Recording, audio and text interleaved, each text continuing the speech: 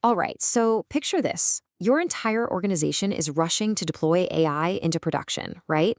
But suddenly you hit this massive bottleneck, trying to manage the sheer chaos of multiple API calls, keeping everything locked down with enterprise-grade security, and figuring out complex routing.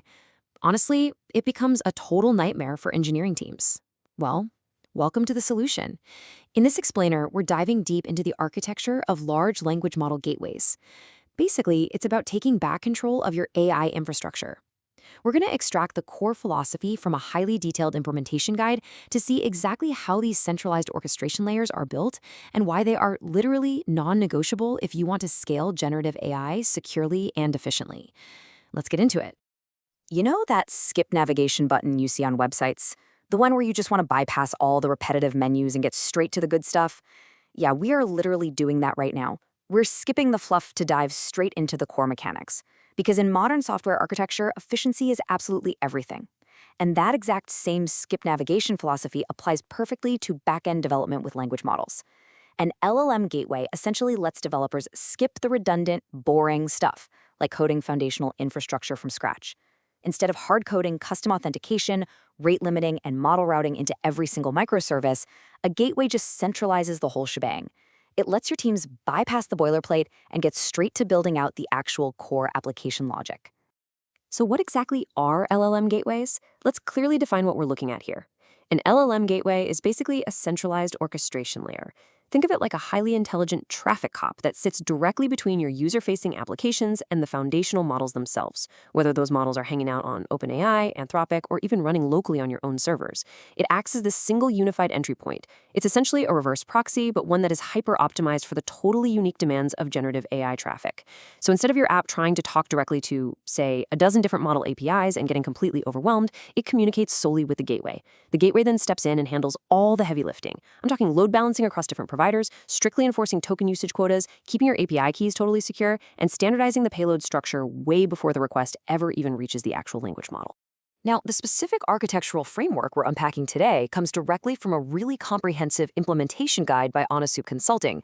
And look, in the wildly fast-moving world of AI infrastructure, having a clear, structured methodology is absolutely crucial if you want to avoid building, well, a fragile, messy system. What Anasup Consulting does so well here is they break down the super complex operations of an LLM gateway into distinct, highly functional modules. So rather than treating the gateway as just this giant, monolithic black box that blindly passes messages back and forth, their methodology really pushes for strict separation of concerns. They divide the whole request lifecycle into specific, manageable stages. And honestly, this modular mindset is the secret sauce. It's exactly what lets teams scale these systems securely while keeping 100% visibility over how data flows, from the user straight through the gateway architecture and out to the large language models. Okay, let's map this modular approach out. We can actually look at the lifecycle of a single user request through three distinct functional phases: search, create, and the final avatar image. The first phase, search, is your input and retrieval layer. Before a prompt ever even sniffs an LLM, the gateway might intercept it to do some semantic caching, basically checking, hey, did someone just ask this exact question, to save you some serious compute costs. Or it might trigger a RAG process, retrieval augmented generation, to grab relevant context from your own enterprise databases. Then we move to step 2, create. This is the core inference engine. It's where the gateway acts smart and routes your augmented prompt to the best possible model based on latency, cost, or just how complex the task is. It's actively managing the context window and parsing those streaming tokens as they generate. Finally, step 3, represented by the avatar image, is your client-facing response layer. This is where the gateway takes all those wildly different outputs from various model providers and neatly standardizes them into one single unified API format. It can even do a quick content filtering or data masking check before handing that polished response right back to the user application. So understanding that three-part flow is a great start, but we need to talk about the detailed implementation. That's the real core focus and ultimate goal here. Because moving from a nice-looking conceptual diagram to a fully deployed architecture takes some rigorous engineering. Detailed implementation means actually getting in there and configuring distributed Redis caches for your semantic routing, ensuring you hit that sweet single-digit millisecond latency on repeated queries. It means locking down token-aware rate limiting. Because trust me, you do not want one runaway application script accidentally burning through your organization's entire API budget for the month. No way. It also means building rock-solid fallback mechanisms. If your primary model provider suddenly goes down, your gateway needs to instantly reroute that traffic to a secondary model and do it so smoothly that the end user never even sees a disruption or an error screen. Getting this level of granular technical control is literally what transforms a basic AI prototype into a bulletproof, enterprise-ready application.